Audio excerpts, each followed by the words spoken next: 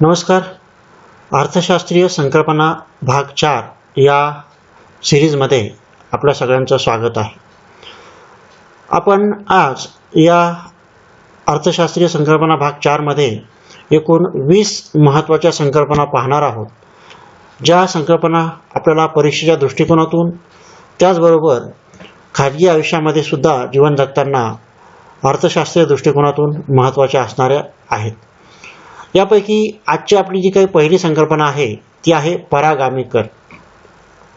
सार्वजनिक अर्थशास्त्राच्या अभ्यासामध्ये परागामी कर ही महत्त्वाची संकल्पना असून श्रीमंत लोकांना जे कर त्यांच्या मिळकतीच्या मानाने कमी प्रमाणात व गरिबांना त्यांच्या मिळकतीच्या मानाने अधिक प्रमाणात द्यावे लागतात असे कर म्हणजेच परागामी कर. या करामध्ये अप्रत्यक्ष कराचा परिणाम सामान्यपणे या स्वरूपाचा असतो. श्रीमंत लोकांमध्ये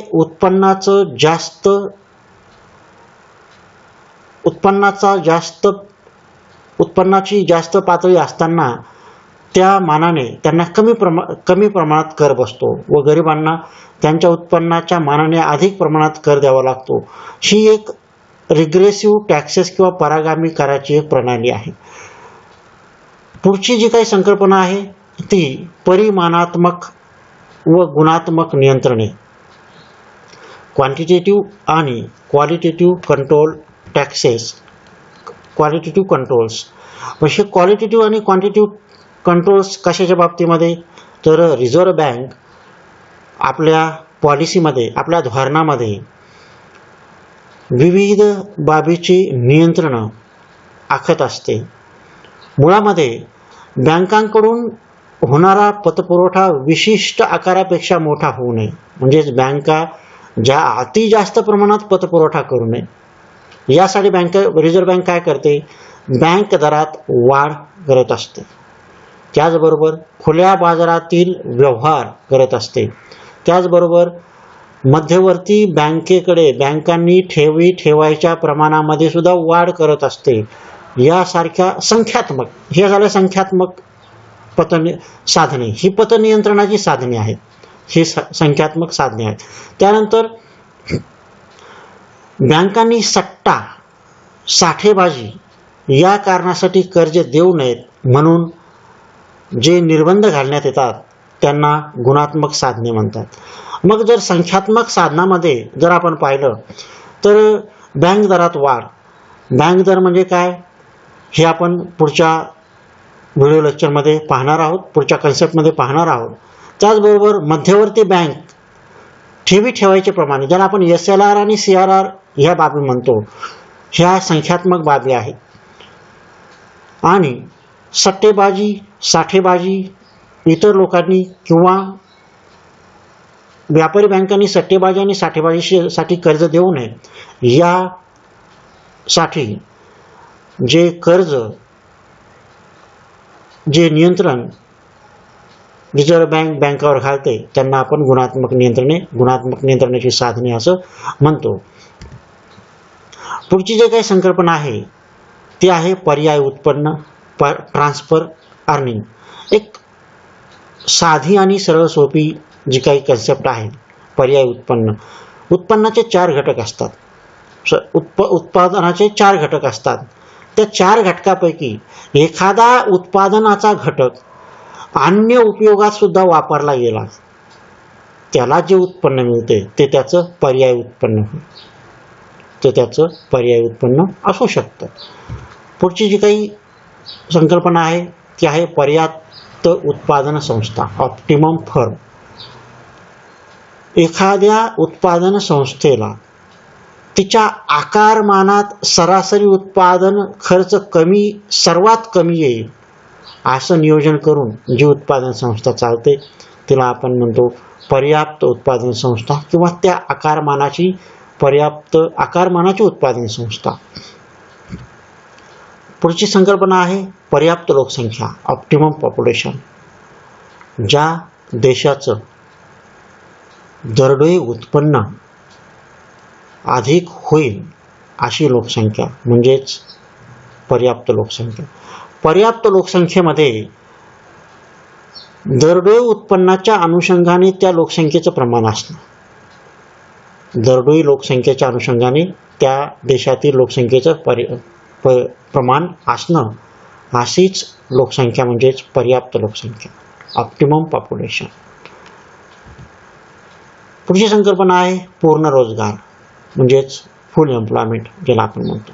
ही अर्थशास्त्रातली महत्त्वाची संकल्पना आहे. यामध्ये श्रमिकांना चालू मजुरीचा दर पसंत असतो. या संकल्पनेमध्ये 3 महत्त्वाच्या बाबी लक्षात घेण्यासारख्या आहेत. पहिली बाब म्हणजे मजुरी दर, दुसरी बाब म्हणजे प्रत्येक श्रमिकाला तो प्राप्त झाला पाहिजे, आणि तिसरी सगळ्यात महत्त्वाची बाब म्हणजे पूर्ण रोजगाराच्या परिस्थितीमध्ये सर्व श्रमिक हे कार्यरत असतात. म्हणजेच चालू मजुरी दराला पसंती दिल्यानंतर प्रत्येक श्रमिकाला काम मिळू शकते अशी परिस्थिती म्हणजेच पूर्ण रोजगाराची परिस्थिती असते असं आपण म्हणू शकतो. त्यानंतर आहे पैसा. पैसा सर्वसामान्यांच्या आयुष्यातला एक महत्त्वाचा घटक असतो, ज्या घटकाशिवाय आपण आपल्या व्यवहारातील, आपल्या आयुष्यातील, त्याचबरोबर शासनाच्या प्रत्येक धोरणातील निर्णय घेऊ शकत नाही. पैसा म्हणजे काय? तर सर्वसाधारणपणे पैसा म्हणजे समाजमान्य विनिमयाचे माध्यम, व्यवहार विनिमयाचे माध्यम म्हणून पैशाकडे पाहिले जाते. अर्थशास्त्रीय दृष्टिकोनातून वॉकर यांनी जी काही पैशाची व्याख्या केलेली आहे ती एकदम सरळ आणि सोपी आहे. वॉकर म्हणतात की पैसा म्हणजे पैशाचे कार्य करतो तो पैसा. इंग्लिशमध्ये त्यांनी म्हटलेलं आहे की मनी इज व्हॉट मनी डज, जो पैशाचं कार्य करतो तो पैसा. समाजमान्य विनिमयाचे माध्यम, मग पैशाचं कार्य करतो तो पैसा म्हटल्यानंतर काय काय समोर येतं की जी वस्तू पैशाचे कार्य करते त्याला आपण पैसा म्हणू शकतो. चेक, क्रेडिट कार्ड, हुंडी या सगळ्या बाबी पैशाचं कार्य करतात म्हणून आपण त्यांना पैसा असं म्हणू शकतो. त्यानंतर आहे प्रत्यक्ष कर, डायरेक्ट टॅक्सेस. सार्वजनिक अर्थशास्त्रातील अतिशय महत्त्वाची जी काही संकल्पना आहे ती आहे प्रत्यक्ष कर, डायरेक्ट टॅक्सेस. सरकारला प्रत्यक्षामध्ये कर देणाऱ्या व्यक्तीवरच ज्या कराचा भार पडतो अशा करांचा समावेश प्रत्यक्ष करामध्ये होतो. अशा करांचा भार त्या व्यक्तीच्या व्यतिरिक्त दुसऱ्या कोणत्याही व्यक्तीवर ढकलता येत नाही, म्हणजे तो असतो प्रत्यक्ष कर. याचं उदाहरण जर पाहिलं तर उत्पन्न कर, ज्याला आयकर म्हणतात, इन्कम टॅक्स, हा प्रत्यक्ष कर असतो. इन्कम टॅक्स जो उत्पन्न मिळवतो त्यालाच तो भरावा लागतो, दुसऱ्या व्यक्तीवर तो परावर्तित करता येत नाही किंवा दुसऱ्या व्यक्तीवर तो ढकलता येत नाही. म्हणून प्रत्यक्ष कर हा सर्वसामान्यांसाठी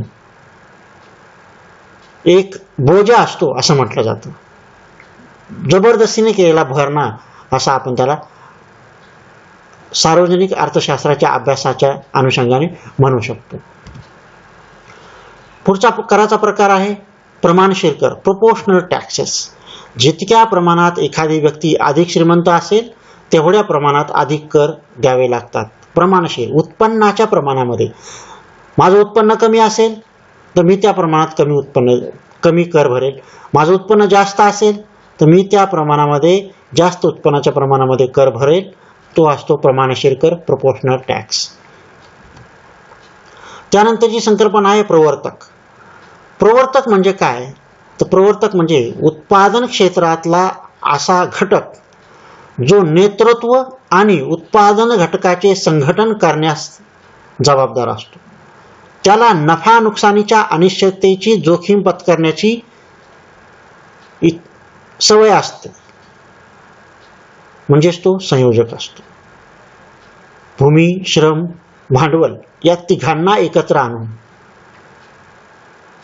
त्याच्या अनुषंगाने भूमीला खंड मिळवून देणारा, श्रमिकाला वेतन मिळवून देणारा आणि भांडवलाला व्याज प्राप्त करून देणारा, त्याचबरोबर स्वतः प्रवर्तक, संयोजक नफ्याच्या अनुषंगाने नेतृत्व करणारा, उत्पादन घटकाच्या संघटनाची कार्यवाही करणारा आणि नफा नुकसानीच्या अनिश्चिततेची जोखीम पत्करणारा एक महत्त्वाचा घटक म्हणजे प्रवर्तक असतो. त्याला आपण म्हणतो एंटरप्रेन्योर म्हणतो. विविध प्रोनाउन्सिएशन विविध आहे, पण त्याला आपण प्रवर्तक असं म्हणू शकतो. त्यानंतर पुढची जी काही संकल्पना आहे ती आहे प्रवेग परिणाम. प्रवेग परिणाम म्हणजे काय? प्रवेग परिणाम ही स्थूल अर्थशास्त्रातली एक सगळ्यात महत्त्वाची संकल्पना असून प्रवेग परिणाम म्हणजे काय? तर प्रवेग परिणाम म्हणजे उपभोगाच्या वस्तूच्या मागणीत वाढ झाल्यास त्या वस्तूच्या उत्पादनासाठी लागणाऱ्या उत्पादक वस्तूच्या मागणीमध्ये तिच्याहून अधिक पटीने वाढ होणे म्हणजे प्रवेग परिणाम.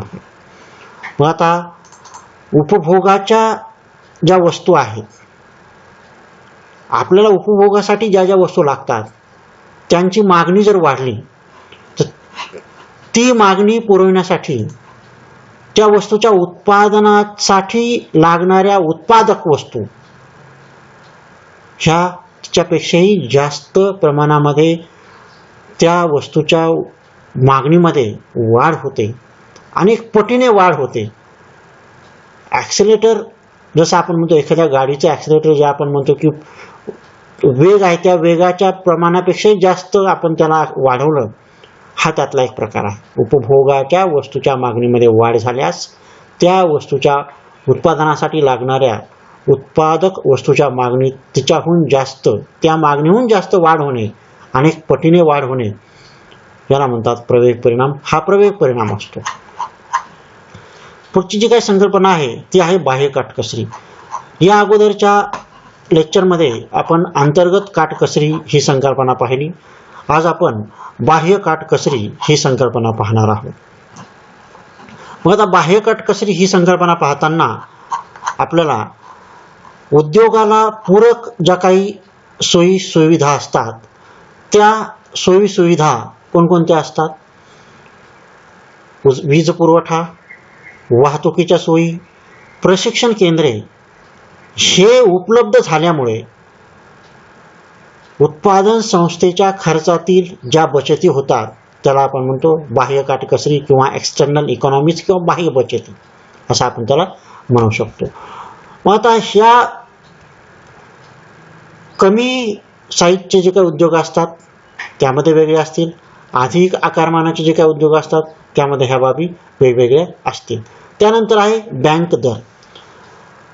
वित्तीय व्यवस्थेमध्ये, बँकिंग प्रणालीमध्ये ही एक महत्त्वाची संकल्पना मानली जाते. मध्यवर्ती बँक ज्या व्याज दराने इतर बँकांना कर्ज पुरवठा करतात तो दर म्हणजे कुठला दर असतो? तो दर म्हणजे बँक दर असतो. मध्यवर्ती बँकेने जर हा दर वाढवला तर इतर बँकांनाही आपलं कर्ज देण्याचा दर काय करावा लागतो? वाढवावा लागतो. त्यामुळे काय होतं? त्यामुळे कर्जासाठी येणारी मागणी ही कमी होते, म्हणजेच पतपुरवठा कमी होतो. या उलट जर रिझर्व्ह बँकेने हा दर कमी केला तर व्यापारी बँकाही स्वस्त दराने कर्ज देतात, त्यामुळे कर्ज वाटपाचं प्रमाण वाढतं. ह्या एक महत्त्वाचा भाग मानला जातो जो रिझर्व्ह बँकेच्या पतनियंत्रणाच्या धोरणामध्ये समाविष्ट असतो. पुढची जी काही कन्सेप्ट आहे ती आहे बाजारभाव. बाजारभाव म्हणजे काय? बाजारभाव म्हणजे अल्प मुदतीत तत्कालीन मागणीच्या व पुरवठ्याच्या परिस्थितीमध्ये ठरणारी वस्तूची किंमत. आजची अल्पमुदती आहे. आज दिवसभरामध्ये जी काही मागणी होईल व पुरवठा होईल त्या अनुषंगाने स्टेबल ठरलेली किंमत म्हणजे काय असते? आजचा बाजारभाव असतो. पुढची जी काही संकल्पना आहे ती आहे भांडवल. भांडवल म्हणजे काय? तर भांडवल म्हणजे उत्पादनाच्या घटकापैकी एक महत्त्वाचा घटक भांडवल. मग उत्पादन कार्यासाठी राखून ठेवलेल्या व भिन्न वस्तूच्या उत्पादन करण्यासाठी उपयोगी पडणाऱ्या साधन वस्तू त्याला आपण म्हणतो भांडवल. मग हे पैशाच्या स्वरूपात असेल व अन्य स्वरूपात असेल, हे असेल भांडवल. कशासाठी? उत्पादन कार्यासाठी राखून ठेवलेल्या भिन्न वस्तूच्या चे उत्पादन करण्यासाठी उपयोगी पडणाऱ्या साधन वस्तू म्हणजेच काय असतं, भांडवल असतं. त्यानंतरची संकल्पना आहे भांडवल उत्पादन प्रमाण, कॅपिटल आउटपुट रेशो. प्रत्येक उत्पादनामध्ये भांडवलाच्या बाबतीत हा एक महत्त्वाचा भाग असतो की भांडवलाच्या गुंतवणुकीचे उत्पादन वाढीशी काय प्रमाण आहे, आपण किती भांडवल गुंतवतोय, त्यातून आपल्याला उत्पादन किती मिळतंय, आउटपुट रेशो काय आहे, ही सगळ्यात महत्त्वाची संकल्पना कोणत्याही उद्योग संस्थेमध्ये, कोणत्याही उत्पादन प्रक्रियेमध्ये महत्त्वाची मानली जाते.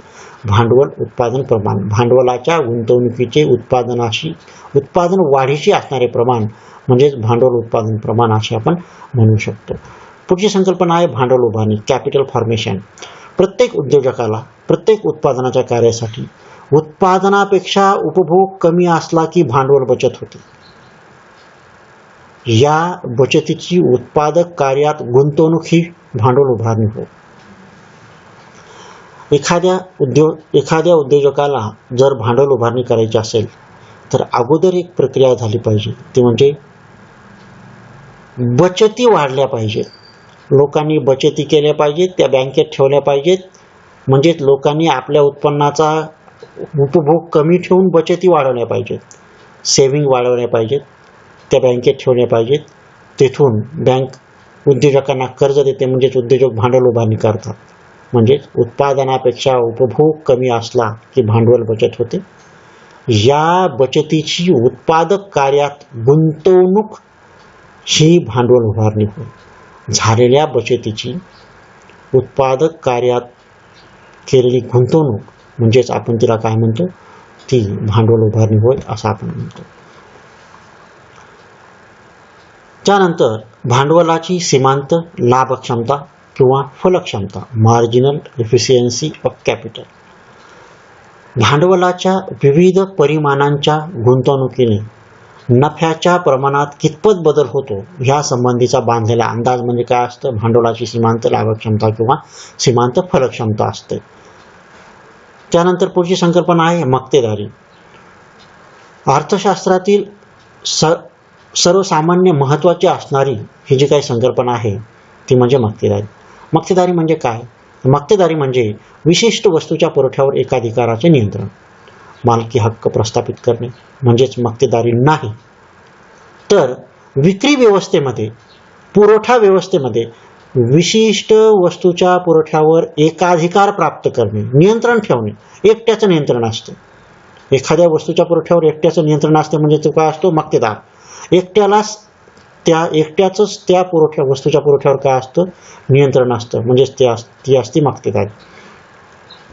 पुढची संकल्पना आहे मध्यवर्ती बँक, सेंट्रल बँक. राष्ट्राच्या बँक व्यवस्थेत सर्वसामान्य बँक व्यवसायावर नियंत्रण ठेवण्याचा अधिकार असलेली बँक, जिला चलन छपाई, पतनियंत्रण या बाबीचा अधिकार असतो. ही बँक इतर बँकांची स्पर्धा करत नाही, परंतु भारतामधल्या सगळ्या बँका तिच्या नियंत्रणाखाली असतात. ती भारताची मध्यवर्ती बँक, सेंट्रल बँक, जिला आपण रिझर्व्ह बँक ऑफ इंडिया म्हणतो. तिचा राष्ट्राच्या बँकिंग प्रणालीमध्ये महत्त्वाचा वाटा असतो. ती राष्ट्राच्या बँकिंग प्रणालीमधली हेरिटेज असते, शिखर संस्था असते. म्हणजेच सर्व बँकावर तिचं नियंत्रण ठेवण्याचा अधिकार तिला प्राप्त झालेला असतो. अशा पद्धतीने आज आपण एकूण 20 संकल्पना अभ्यासल्या. या 20 संकल्पना आपल्या अभ्यासासाठी, विविध परीक्षेच्या अभ्यासाच्या अनुषंगाने महत्त्वाच्या आहेत. त्याचबरोबर आपल्या खाजगी आयुष्यामध्ये विविध टप्प्यावर आपल्याला कामी येणाऱ्या ह्या महत्त्वाच्या संकल्पना आहेत. आज आपण या ठिकाणी थांबूया. परत लवकरच भेटूया पुढच्या भागामध्ये. तोपर्यंत नमस्कार.